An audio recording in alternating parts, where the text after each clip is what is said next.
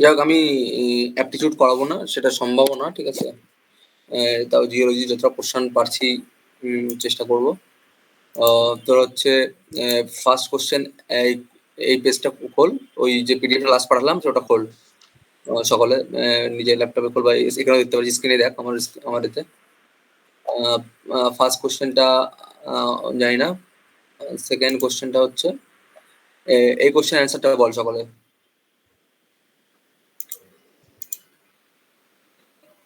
The কোন of depression in ground water forms. হ্যাঁ বল, answer বল। Dry well হবে আমাদের মনে হচ্ছে। মানে কি কারণে মনে হচ্ছে? তুই লাস্ট কদিন ধরে শুধু ফ্রেশ ওয়াটার পাম্প, হ্যাঁ বল। ফ্রেশ ওয়াটার পাম্প ওয়েল থেকে যদি বা বার করি, আর salt water including from sea to well, তো দুটো থেকে যদি পাম্প করি তো ডিপ্রেশন তো দুটো জায়গাতেই হবে। তো এটা নিয়ে তো আমি কনফিউজ। আর ড্রাই ওয়েলেও তো একটা, মানে আমার মনে হয় ড্রাই ওয়েলটা এখানে বেশি। এই সেমিস্টারে তো হাইড্রোলজি আছে, হাইড্রোজিওলজি আছে তো। আমার এটা মনে হচ্ছে ড্রাই ওয়েল বেশি হবে। কেন ড্রাই ওয়েল হবে? ড্রাই ওয়েলে কি করে কোন অফ ডিপ্রেশন তৈরি হবে? ড্রাই ওয়েল মানে কি? ড্রাই ওয়েল মানে আচ্ছা হ্যাঁ, তাও তো ঠিক। ড্রাই ওয়েলে কি কোন অফ ডিপ্রেশন কি? কোন অফ ডিপ্রেশনটা কি? যখন জলটা তুলে নেওয়া হয় ওখানে একটা ইয়ে তৈরি হয় কোণের মতো। তাহলে যে কোশ্চেনটা আরেকবার দেখো, এক সেকেন্ড দাঁড়াও। দ্য কোন of depression in ground water forms. দুই হবে, সরি দুই, এটা শিওর দুই। এই যে ছবিটা দেখতে পাচ্ছিস এখানে, এই ছবিটা দেখতে পাচ্ছিস? হ্যাঁ হ্যাঁ, এটা তো একদম পুরো জলভাত প্রশ্ন হাইড্রোজিওলজিতে। হ্যাঁ দুই হবে, সরি দুই।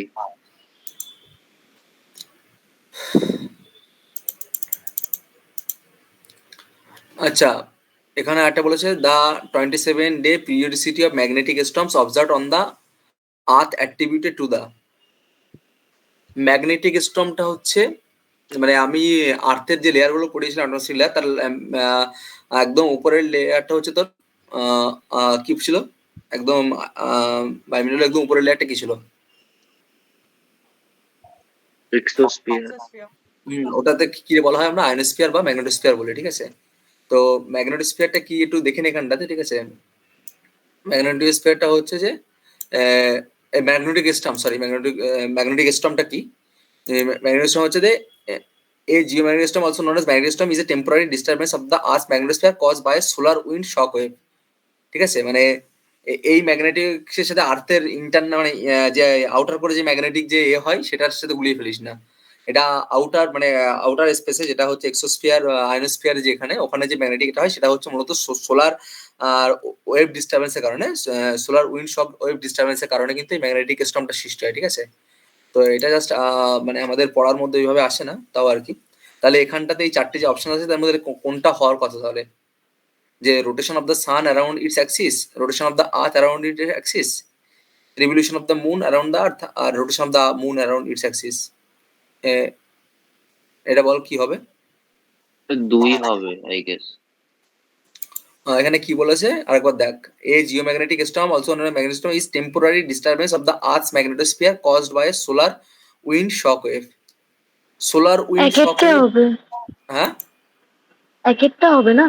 এক্স্যাক্টলি একটা হবে, কারণ হচ্ছে মানে আর্থের মানে একমাত্র সোলার উইন্ড শক এটা হচ্ছে সানের প্রভাবের জন্যই তো হয়। এক্স্যাক্টলি। বুঝলাম না, বুঝিয়ে যে বলছিলিস। ব্যাপারটা হচ্ছে সোলার যে স্টর্মটা হয় সেটা তো, না সৃজিতা বলছি, মানে সোলার উইন্ড যে স্টর্মটা হয় সেটা হচ্ছে মেনলি তো ওই মানে যে নিউক্লিয়ার ফিউশন যেগুলো হয়, বাস্ট, সেই বাস্টিং এর জন্য হচ্ছে প্রচন্ড পরিমাণ যে হিট রিপালশনটা তৈরি হয় সেটার জন্য হচ্ছে একটা স্টর্ম ওখানে সবসময়ের জন্য ক্রিয়েটিভ চলতে থাকে। এটা একটা কন্টিনিউয়াস অ্যানোমালি। আর সেটা হচ্ছে এই 27 ডে যে পিরিয়ডসিটি, এটা একটা ম্যাগনেটিক অ্যানোমালির মতো, যেহেতু আর্থ সানকে রোটেট করে ঘুরছে, তাহলে এই সোলার স্টর্মটার দ্বারাই একমাত্র আর্থ এফেক্টেড হয়। তো আই থিঙ্ক সো এটার জন্যই স্টর্মটা অবজার্ভ করা হয়, মানে না এখানে অ্যাট্রিবিউট তো হয় আর রোটেশন কি। অফ দ্য সান শোন শোন বলেছে শোন শোন অ্যারাউন্ড শোন its wait wait axis. Wait Aritra, ব্যাপারটা হচ্ছে এত ডিটেলস জানার দরকার নেই, ঠিক আছে? কোশ্চেনের সামনে এসছে, তুই মানে এই লাইনটা জাস্ট সিম্পলি পড়, ঠিক আছে? যে আর্থ আর্থ রোটেট করছে তার অ্যারাউন্ডের অ্যাক্সিসের, আর চারপাশে, তার সাথে এই সোলার ম্যাগনেটিকের কোনো সম্পর্ক নেই, ঠিক আছে? তার জন্য বাইরে এক্সোস্ফিয়ারে কোনো ধরনের কোনো হয় না, কিন্তু যখন সোলার মানে সূর্য যখন তার অ্যাক্সিসের উপরে ঘুরছে, তখন হচ্ছে যে তোর সোলার শক ওয়েভটা তৈরি হয়। মানে সোলার ওয়েভ যেটা হচ্ছে সেটার সাথে আর্থের কোনো সম্পর্ক নেই, ঠিক আছে? ম্যাগনেটিক স্টর্মটা আর্থের সাথে রিলেটেড, কিন্তু হচ্ছে যে কারণের জন্য ঘটছে সেটা হচ্ছে সানের সাথে রিলেটেড, ঠিক আছে? সান অ্যারাউন্ড ইটস আর্থ অ্যাক্সিস। বুঝেছি এবার। এত টাইম এগুলো তো দেওয়া যাবে না, যেগুলো আরো আছে সামনে সেগুলোতে দিচ্ছি টাইম। 4 দেখি। 4 পারবি? দেখি একবার। Which one of the following does not influence the latent heat flux at the Earth's interface?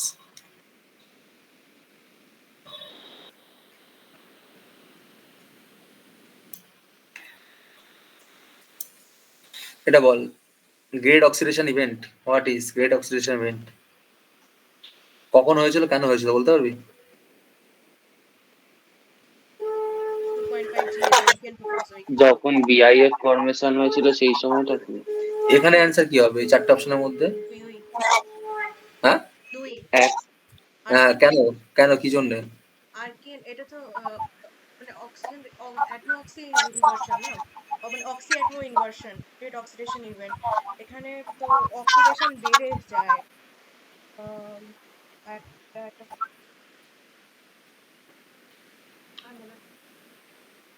কারো হবে? সমঝোতা পারবি? সৃজিতা বা প্রজ্ঞা? বিআইএফ ফরমেশনের ওই সময়টা কি নাকি তখন? গ্রেট অক্সিডেশন ইভেন্ট হচ্ছে তোর কখন হয়েছিল, যখন হচ্ছে এই ট্রানজিশন এই সময়টাতে হয়েছিল, কারণ হচ্ছে ব্লু গ্রেন এলগি তখন হচ্ছে প্রথমে আসে এবং তারপরে সালোক সংশ্লেষ স্তরে এবং প্রচুর পরিমাণ অক্সিজেন তৈরি হয়, ঠিক আছে? সেই সময়টা হচ্ছে তোর জিওই বা গ্রেট অক্সিডেশন ইভেন্ট তৈরি হয়। Okay, which one of the following forces inhibits plate motion? Slab pull. Inhibits plate motion.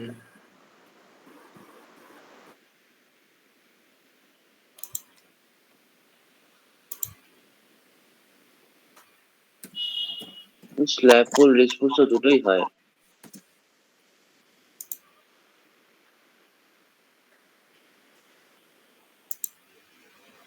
Slab পুলের বোধহয় পরের স্টেপটা রিচ পুশ হয়, তাই জন্য বোধহয় রিচ পুশ হবে।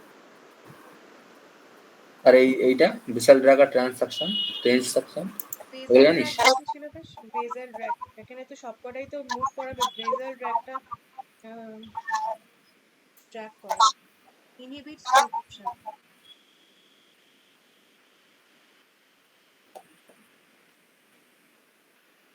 দেখ এখানটাতে হচ্ছে সাবডাকশন এনজাইম, বুঝতে পারছিস ক্লিয়ারলি, ঠিক আছে? স্ল্যাব পুল মানে কি? স্ল্যাব পুল মানে হচ্ছে নিচের দিকে টানছে ডিউ টু গ্র্যাভিটি, ঠিক আছে? ক্লিয়ার এই জায়গাটা? রিচ পুশ কি মানে ঠেলছে মিড ওশানের রিজের পোর্শনটা। আর এখানটাতে তাহলে হচ্ছে কি স্ল্যাব পুল রিচ পুশ, মানে যে দুটো আরো হচ্ছে ফোর্সে ইনহিবিট করছে না, দুটোই আরো হচ্ছে একে প্রোপাগেট করছে মানে প্লেট মোশনের জন্য। ইনহিবিট কে করছে? ইনহিবিট করছে যে হচ্ছে এই যে শেয়ারিং রেজিস্ট্যান্স, দ্যাট ইজ বিশাল ড্রাগ, ঠিক আছে? যে হচ্ছে ইনহিবিট করছে, তাহলে এখানে অ্যান্সার কিন্তু হবে বিশাল ড্রাগ। ইনহিবিটস প্লেট মোশন, এইটা বারবার এগোতে বলছি। স্ল্যাব পুল রিচ পুশ দুটো কিন্তু প্লেট মোশনটাকে আরো করছে, আরো অ্যাক্সেলারেট করছে, আরো মোটিভ মানে কি বলে ওটাকে, মানে আরো হচ্ছে ও আরো সেই উপযুক্ত করে দিচ্ছে যাতে ও আরো ভালো করে করতে পারে। ক্লিয়ার? তাহলে এখানে কিন্তু হচ্ছে বিশাল ড্রাগ অ্যান্সার হবে, যেটা হচ্ছে ইনহিবিট করছে ও, মানে একটা মানে যখন একটা একদিকে ফোর্স কাজ করছে তার অপর দিকে অটোমেটিক একটা ফোর্স কাজ করে এবং সেই সেটাই হচ্ছে বিশাল ড্রাগ, ঠিক আছে? দ্যাট ইজ তাহলে অ্যান্সার কিন্তু বিশাল ড্রাগ হবে এখানে। ট্রানসাকশনটা কি এই জন্য দেখতে হবে ওটা। দেখো এটা খুব সহজ প্রশ্ন, এটা অ্যান্সারটা বল।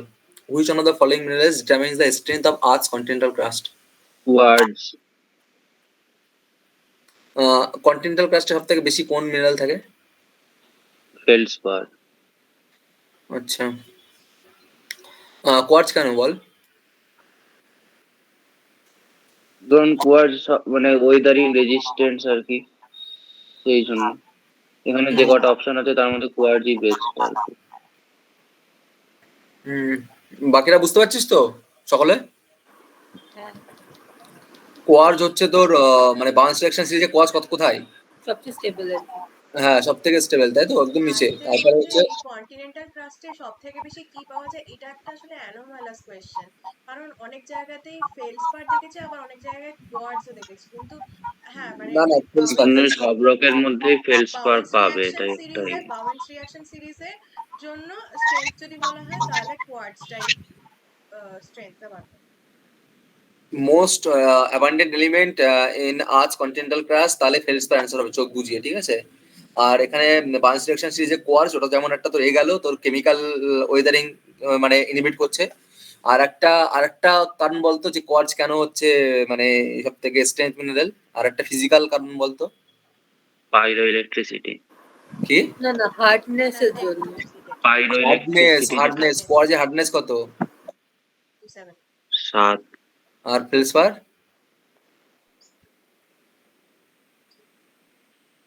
6। কোয়ার্জের ক্লিভেজ কটা? No cleavage. থাকে না। দেন বল এবার, the texture in a graphic granite can represent which of the following stage of crystallization Albert's লেখা বাইনারি সিস্টেম। গ্রাফিক টেক্সচার কি জানিস? গ্রাফিক জানি। টেক্সচার ইউ টেক কোন কোন কোন কে কোন ফেলসপার আর কোয়ার্টজ। হ্যাঁ কে ফেলসপার আর কোয়ার্টজ তো। ইয়েস, একদম হচ্ছে এখানটাতে তোর হবে তাহলে ইউটেকটিক পয়েন্ট। এটা এটা দেখে নিস সেখানটাতে।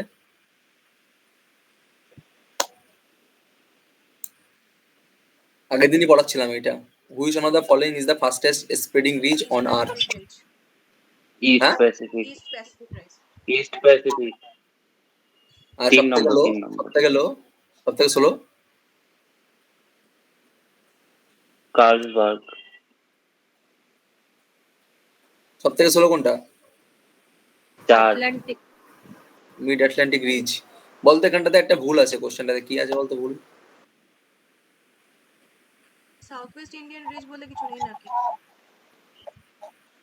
আগের দিন ক্লাসে বলেছিলাম, মানে আগের দিন লাস্ট যখন ওই পড়াচ্ছিলাম ওশান বেসিন, তখন পড়াচ্ছিলাম, সেখানে লেখাও ছিল। এটা কি হবে? Rise rise. সব থেকে ফার্স্ট হচ্ছে ইস্ট প্যাসিফিক রাইজ, তারপরে স্লো হচ্ছে মিড আটলান্টিক রিজ, আর মাঝখানে হচ্ছে ইন্ডিয়া। রাইজ কেন রিজ কেন না একবার জাস্ট বলে দে, রিভাইজ করে দে। আগের দিন পিপিটিটা দেখে নিবি, পেয়ে যাবি, পরিষ্কার লেখা আছে।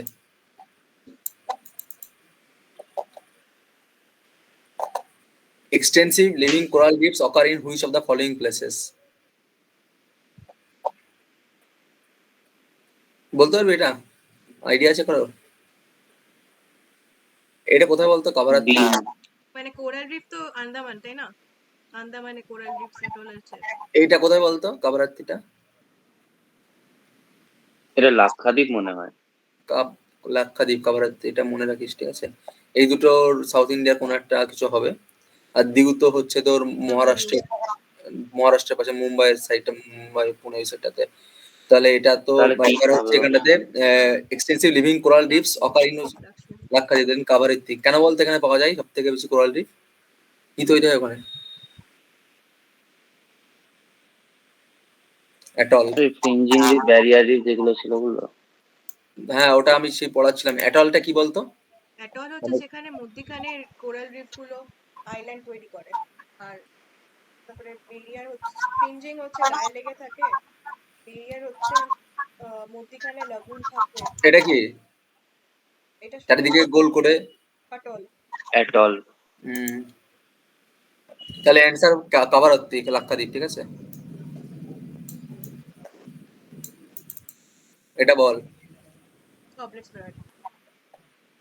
আর বাকিগুলো কেমন দেখতে জানিস? পোরাইড, ডেসপারেট?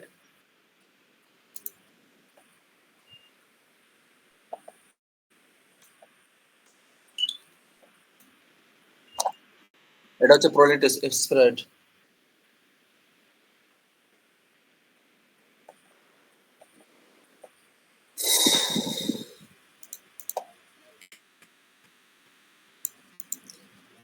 আমার পিপিটি থেকে একদম ডাইরেক্ট কোশ্চেন, অ্যান্সার কর।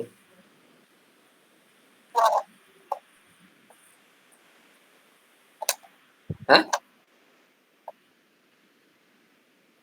অ্যান্সার কর, পুরো ডাইরেক্ট কোশ্চেন। শোনা যাচ্ছে না প্রজ্ঞাদির কথা।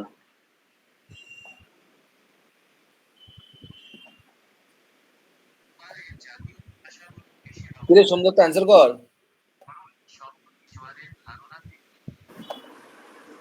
কারো ব্যাকগ্রাউন্ডে নয়েজ চলছে, কি হচ্ছে? আরে এটা অ্যান্সার কর, কি হবে? দা এই টাইমটা, হ্যাঁ 14 days 14 ডেজ, তাই নাকি? তাই নাকি? 7 days হবে। আরে বাবা 7 ডেজ, মানে নিপটাইড আর স্প্রিং টাইড কি ছিল? এটা আর্থ, এটা সান, এটা মুন, এইভাবে ঘুরছে, আবার এখানে এলো, এইভাবে ঘুরছে।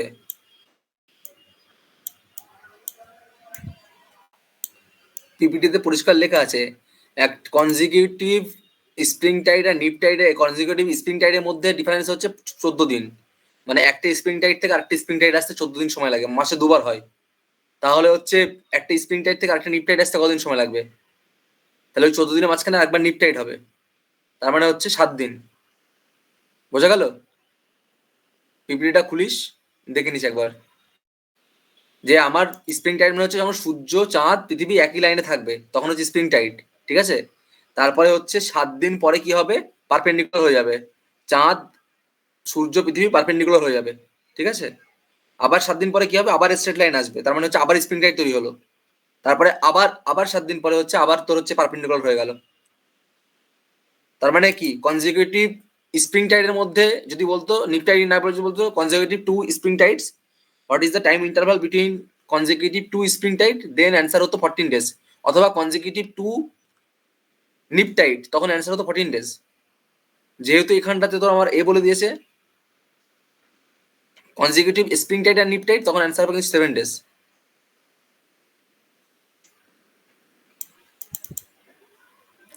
এটা বলতে পারবে? এটা ওশানের লাস্ট দিন পড়িয়েছিলাম, সেই ওশানের পিএইচ পড়ানোর সময় পড়িয়েছিলাম। এটা কি হবে বলতো?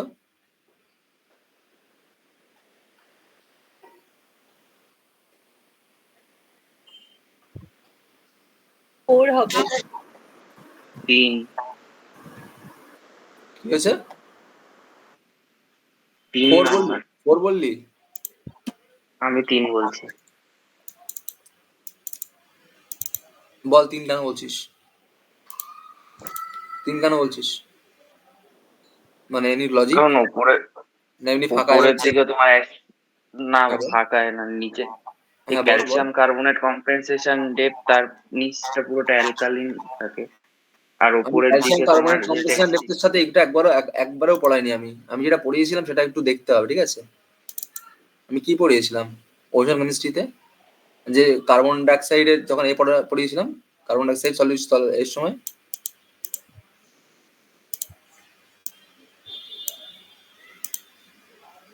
এখানে কি ছিল?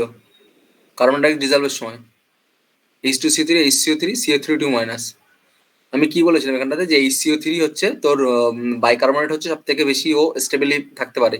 তার কারণটা কি? তার কারণ হচ্ছে পিএইচ এর একটা সম্পর্ক আছে, পিএইচ এর সম্পর্কটা এখানে পরিষ্কার লেখা আছে, ঠিক আছে? যে ওখানে 8.2 থেকে 8.1 এর দিকে হচ্ছে, কিন্তু তারপরে হচ্ছে ওর সব থেকে স্টেবল জায়গাটা হচ্ছে HCO3- বাইকার্বনেট হিসেবে থাকে। তার মানে হচ্ছে সব থেকে বেশি হবে HCO3-, তারপরে হবে CO3 2-, তারপরে হবে HTCO3। এখানে এটা পরিষ্কার এই এখানে লেখা আছে, ঠিক আছে? এইভাবে লেখা নেই, কিন্তু এখান থেকে পড়ে নিস প্রত্যেকটা কোশ্চেন। আমি আর কি পড়াবো বল, এগুলো তো মানে ওই জন্য বললাম দেখে আয় কোশ্চেন গুলো, আচ্ছা বলছি ওই দেখে এলে ওশান কেমিস্ট্রির পিপিটিটা কমপ্লিট নেই কি? ওখানে 3টে স্লাইড ফাঁকা লাস্টে। না না, আমি পরে আবার পাঠিয়ে দিয়েছিলাম, পরে পরের বুঝেছি। পরেরটা চেক করে নিস, পরেরটাতে একদম পুরো ফুল কমপ্লিট করেই পাঠানো আছে, ঠিক আছে? এক নাম্বার অ্যান্সার হবে এটার। What type of marine environment would have slowest rate of recovery from a large oil spill? Large oil spill মানে কি বলতো? অয়েল স্পিল মানে তেল পড়ে যাওয়া।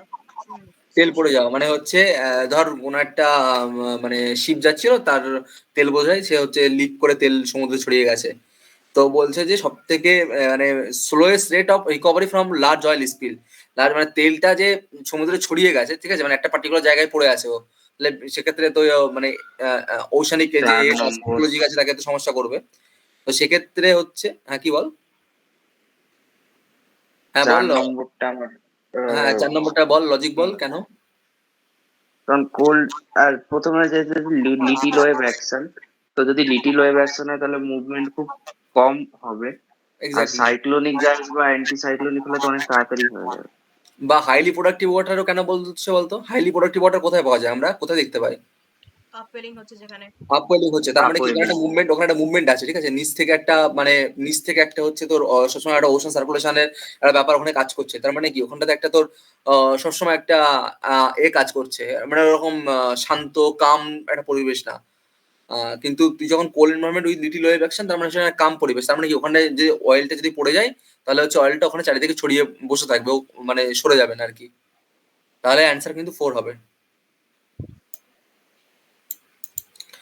The season on the earth ochre primary because of,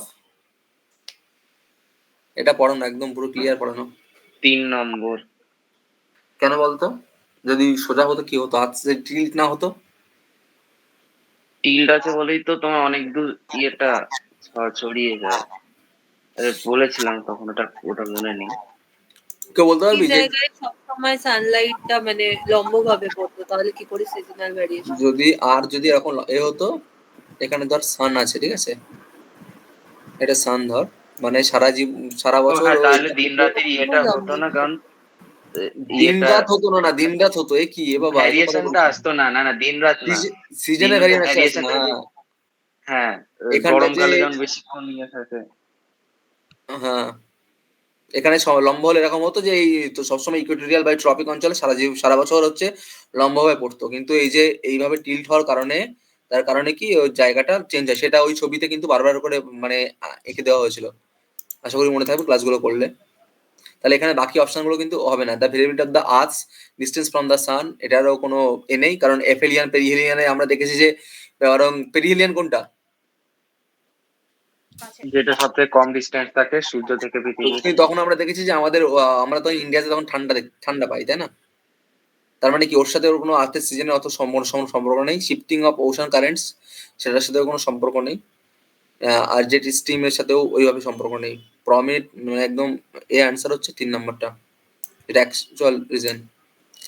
the S wave shadow zone on earth is nearly, এটা বলতে পারবি কি, S wave shadow zone, P wave shadow zone পড়েছিস জিওফিজিক্সে?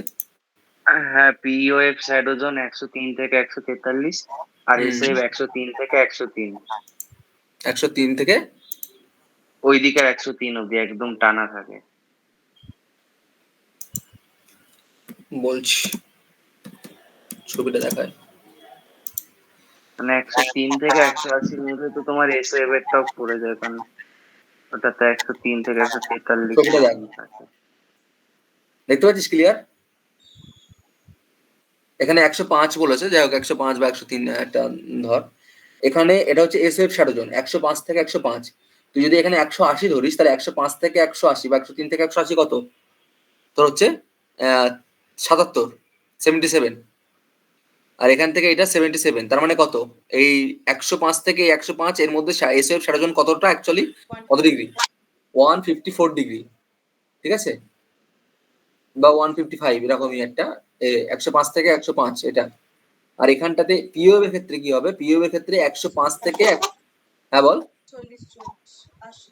হ্যাঁ 40 বা 80, ঠিক আছে, 80 না, এখানটাতে একটা ভুল হবে, যেটা মানে অ্যান্সারে যেটা ভুল হবে সেটা হচ্ছে যে তার মানে কি, যে S wave shadow zone on the earth is nearly 2 Times the P the, shadow zone. হবে না। তার কারণ হচ্ছে, কারণ পি শ্যাডো জোনে যখন আমি অ্যাবল দু সাইডে নেবো না, আমি যখন পিসি ওয়েব জন্য একটা কথা বলবো, তখন হচ্ছে আমি জাস্ট একটা এক সাইডটাকে একটা পোর্শনকে, হ্যাঁ মানে কেউ একজন কথা বলছিস, বল কি বলেন আমি বলছি এক সাইডে কেন ধরবো, হচ্ছে, বল কি বলছিস। বললাম হ্যাঁ, এক দুটোই সাইডে তো কেন নেব, ধরবো। দুটোই তো নেব। আমি তো না তাই না জানি। না না না না না না, এটা এটা হচ্ছে এই কোশ্চেনটা নিয়ে চ্যালেঞ্জ করেছিল অনেকে, কিন্তু হচ্ছে এনটিএ ওরা করেনি। ওরা হচ্ছে 4ই অ্যান্সার করেছিল, ঠিক আছে। ওদের মানে লজিক তো ওরভাবে দেয় না, কিন্তু যেটা সেটা মানে যেটা লোকজনের লজিক সেটা হচ্ছে তো যে তোমার 105 থেকে যদি আমি 180 অব্দি নিই, হুম, তাহলে আমার অ্যাঙ্গেল কত হচ্ছে? 75ই তো হচ্ছে। 105 থেকে 180 নিয়ে তাহলে মানে 75 বা ও হচ্ছে আচ্ছা, একটা জিনিস আমি বুঝেছি কেন ওরা নেয়নি। তাহলে এটাও কারণ তো তোমার আর্টস তো অ্যাট দি দ্বিগুণই এন্ড তো একটা হচ্ছে। স্ফেরয়েড, একদম একদম মানে আর্টস তো স্ফেরয়েড, এটাকে আমরা একটা সার্কেল হিসেবে দেখছি বল বলে বল আমার কন্টিনিউ কর। আজকে এটাকে এটা তো একটা সার্কেল না, এটা তো স্ফেরয়েড, মানে এইটা তো 3D ডায়াগ্রাম। এটা তো হ্যাঁ, এটা এটা খুব লজিক্যাল ছিল, এটা অ্যাকচুয়ালি ঠিক জিনিস যে এটা মানে 4 গুণ হবে, এস ওয়েভটা 4 গুণ হবে, কারণ এটা তো সার্কেল নয়, এটা একটা স্ফেরয়েড, এটা একটা 3D অবজেক্ট। এবার 3D অবজেক্ট বলেই তোর শ্যাডো জোনটা ঘুরছে, মানে basically P wave shadow zone তো একটাই, ওটা এক্স্যাক্টলি কেটে ক্রস সেকশনে দেখাচ্ছে বলে মনে হচ্ছে যেন দুদিকে রয়েছে। Exactly good logic. বুঝতে পারছিস সকলে? মানে এটা আমারও জানা ছিল না সিরিয়াসলি, মানে খুবই ভালো লজিক এটা।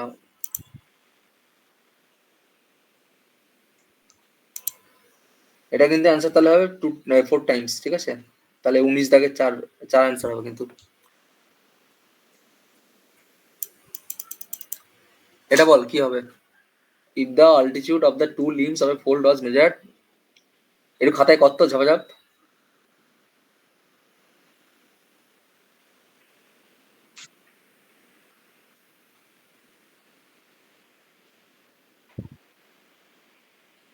পারবি? আরে টাইমটা তো দাও একটু। হ্যালো। টাইম লাগবে কারণ একটা জিনিস করতে টাইম লাগবে। আরে আসতে তো টাইমটা লাগবে, দাঁড়াও।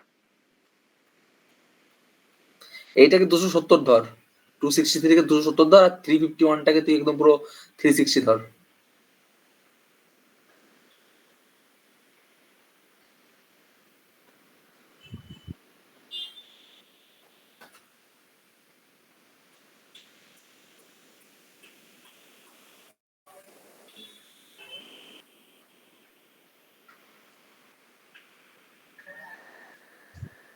অবভিয়াসলি এখানে নর্থ ইস্টে প্লান্ট হচ্ছে।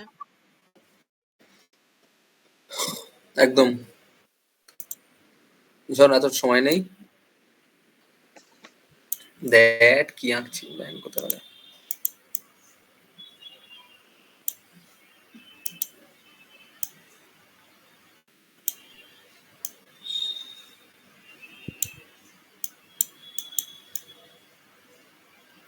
এটা কোথায়? ইস্ট ওয়ার্ড হচ্ছে।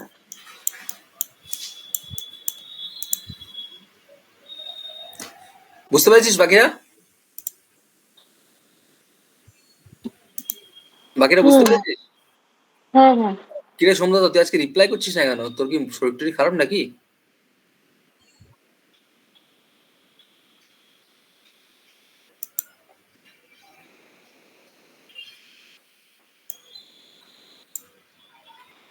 বল, আগের দিনই পড়াচ্ছিলাম।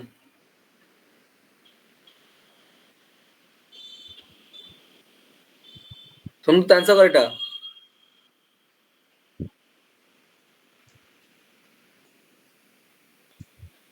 লাস্ট ক্লাসে এই কোশ্চেনটা করিয়েছি, ওই যখন ওশানগ্রাফি প্রিভিয়াস ইয়ার কোশ্চেন সলভ করাচ্ছিলাম।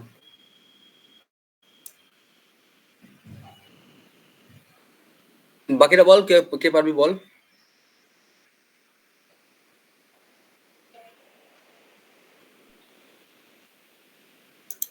আমাকে কি আবার বার করতে হবে পিপিটি, না পারবি? আরেকবার কোশ্চেনটা 3 নম্বরটা। তিনেরটাই হওয়া উচিত, তোকে যখন করিল।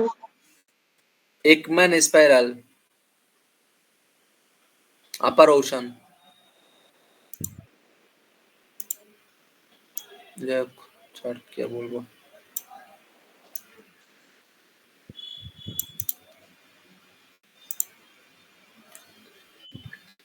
কি বলেছিলাম আমি? যে হচ্ছে তোর হচ্ছে এটা হচ্ছে উইন্ড, এই যে উইন্ড ফ্লো করছে, ঠিক আছে? তাহলে উইন্ড স্ট্রেসটা থাকছে আমার একমান স্পাইরাল হওয়ার জন্য। তারপরে হচ্ছে তার পরের লেয়ারটা কি হচ্ছে, তার এই যে বারবার ডান দিকে কেন শিফট করছে, তার কারণটা কি? Coriolis force. কারণ হচ্ছে নর্দার্ন হেমিস্ফিয়ারে ডান দিকে শিফট করে, তার কারণের জন্য হচ্ছে এই যে ডান দিকে বারবার মুখ করছে। আর নিচেরটা এই যে নিচেরটা উল্টো দিকে কেন ঘুরে যাচ্ছে, তার কারণটা কি ছিল? তার কারণটা ছিল ফ্রিকশন, ঠিক আছে? এখানটাতে তুই যদি একমান ট্রান্সপোর্ট আর একমান স্পাইরাল দুটো আলাদা কিন্তু বলেছিলাম। একমান ট্রান্সপোর্ট কাকে বলেছিলাম? একমান ট্রান্সপোর্ট বলেছিলাম যে নেট ট্রান্সফার, নেট যে যেদিকে মুভ করছে, এখানে একমান স্পাইরালটা ঘুরে ঘুরে মানে উপর লেয়ার থেকে নিচের লেয়ার আরেকটু শিফট করছে, নিচের লেয়ার থেকে আরেকটু লেয়ার শিফট করছে। এই দেখ এখানে উইন্ড ছিল, তার 45 ডিগ্রি অ্যাঙ্গেলে প্রথম লেয়ারটা করছে, তার ঠিক পরেরটা আবার 45 ডিগ্রি অ্যাঙ্গেল করছে, করতে করতে এরকম একটা লাস্টে এসে কি হয়, এই জায়গায় এসে 180 ডিগ্রি, মানে হচ্ছে যেদিকে উইন্ড যাচ্ছে তার ঠিক বিপরীত দিকে একদম লাস্ট লেয়ারে হয়। এটা একমান স্পাইরালের একটা বৈশিষ্ট্য। কিন্তু একমান ট্রান্সপোর্ট কোনটা? একমান ট্রান্সপোর্ট হচ্ছে পুরোপুরি তোর কি হয়েছে, নেট ট্রান্সফার, যেটা এই যে net water movement, to create a net water movement that is 90 degree from the direction of the wind. Wind যদি দিকে যায় তার ঠিক 90 ডিগ্রি একটা নেট মুভমেন্ট হচ্ছে, ওভারঅল একটা মুভমেন্ট, সেটাকে আমরা বলছিলাম একমান ট্রান্সপোর্ট। তাহলে একমান স্পাইরালের ক্ষেত্রে কিন্তু যেটা ছিল সেটা কিন্তু হচ্ছে তোর যেটা হবে মূলত উইন্ড স্ট্রেস থাকবে, কোরিওলিস ফোর্স থাকবে এবং তার সাথে ফ্রিকশন থাকবে। আর গ্র্যাভিটেশনাল ফোর্সের সাথে একমান ট্রান্সপোর্ট বা একমান স্পাইরালের কোনো সম্পর্ক নেই।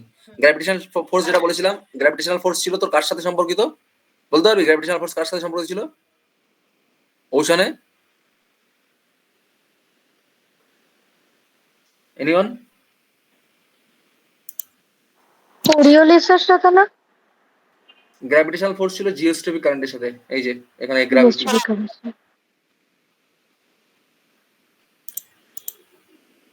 খুবই সস্পষ্ট কিন্তু, ঠিক আছে? The concentration of the trace gases by volume in the lower troposphere in decreasing order is, একদম প্রথম দিন ক্লাসে পড়ানো, এটা ফার্স্ট ক্লাসে পড়ানো, মনে আছে? সেই চারটা মনে করতে পারবি কি হবে? আমি বলেছিলাম যে প্রথম দিকে ওই যে উপরের দিকে নাইট্রোজেন, ভাবতে দাও, একটু দাঁড়াও। দাঁড়া না, ভাব, অ্যান্সার কর।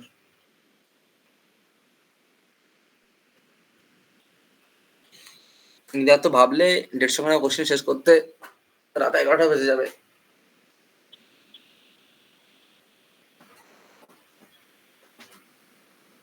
অপশন 1।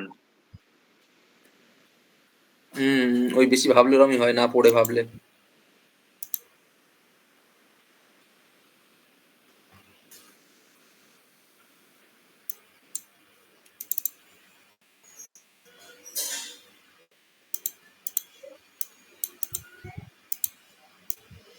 এটাই ছিল না, এটাই ছিল না।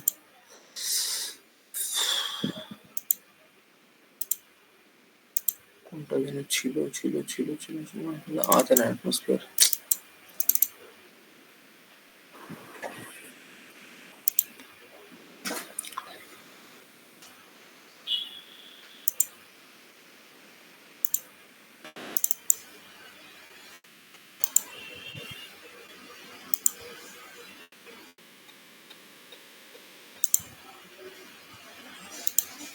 এই যে কি বলেছিলাম আমি, নাইট্রোজেন, অক্সিজেন, তারপরে তোর আসবে আর্গন। আর কি বলেছিলাম এখানটাতে, ওয়াটার পেপারটা কিভাবে হয়, ড্রাই অ্যাটমসফিয়ার আর ওয়েট অ্যাটমসফিয়ারে ওয়াটারটা ভ্যারি করে, ঠিক আছে? যে ওয়াটারটা তখন হচ্ছে আর্গনের আগে আসতে পারে আর আর্গনের পরে যেতে পারে যদি ড্রাই অ্যাটমসফিয়ার হয়, সেটা ওয়াটার পেপারটা ছেড়ে দেয়। তারপরে কি বলেছিলাম যে কার্বন ডাইঅক্সাইড আর নাইট্রাস অক্সাইড কোথায় আছে? তুই যে প্রথমটা বললি অ্যান্সার, এখানে কি বলেছে ডিক্রিজিং অর্ডার, তার মানে নাইট্রাস অক্সাইড সব থেকে বেশি। আরে তো তোমার দেখলাম যে মিথেনটাও তো হবে না, যে 1 আর 2 এ আছে, 2 3 2 নম্বরে মিথেন যেটা আছে একদম টপ, ওটাও তো হবে না। তারপর 3 নম্বরে মিথেন আছে, এটাও হবে না। মানে পরপর 3 আর 4 2 নম্বরে মিথেন দিয়েছে, কি হচ্ছে সেইটা দেখেই বলেছি। মিথেন তো অনেক কম থাকে।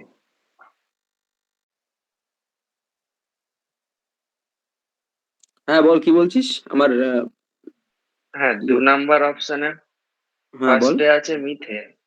হুম মিথেন তো বেশি থাকে না।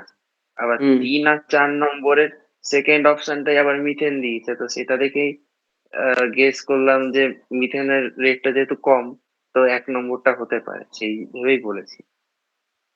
আচ্ছা, তা আমি তো চারটা যে দেখালাম নাইট্রাস অক্সাইড কত কম দেখেছি সেটা। দেখেছি। তো তাহলে মিথেনের রেটটাও তো অ্যান্সার কি কম। হবে? অ্যান্সার হবে চারেরটা, কার্বন ডাইঅক্সাইড, তারপরে মিথেন, তারপরে নাইট্রাস অক্সাইড, তারপরে নাইট্রোজেন অক্সাইড। 4 নম্বর অপশনে দেখ একটু, পিডিএফটা খোল, আমার ল্যাপটপটা হঠাৎ করে বন্ধ হয়ে গেল কেন বুঝতে পারলাম না, মানে সরি এটা এত এর মধ্যে। 4 নম্বরটা খোল, পেজটা খোল, আচ্ছা, পিডিএফটা অন্য সবাই কেউ সবার কাছে। শেয়ার করুক না, তাহলেই তো হয়ে যায়। হ্যাঁ মানে অন্য কেউ একটা শেয়ার কর।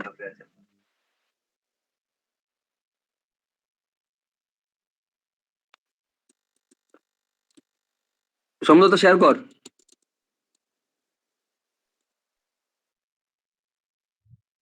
সুন্দর তো এই ক্লাসে আছে, আমি বুঝতে পারছি না কি হয়েছে ওর।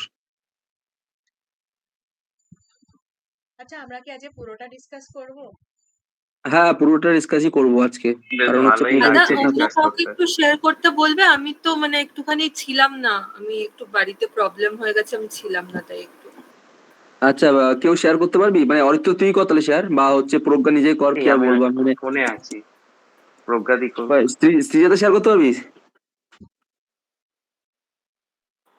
দাদা ল্যাবে আছে। না আমি রুম যাইনি আমি এখনো। আরেকবার জিজ্ঞেস করছি, উমের তুই কি আজকে পুরোটা করাবি? পুরোটাই করাবো আজকে। ঠিক আছে। দেখতে পাচ্ছিস আমারটা, আমার মোবাইল থেকে দেখতে পাচ্ছিস?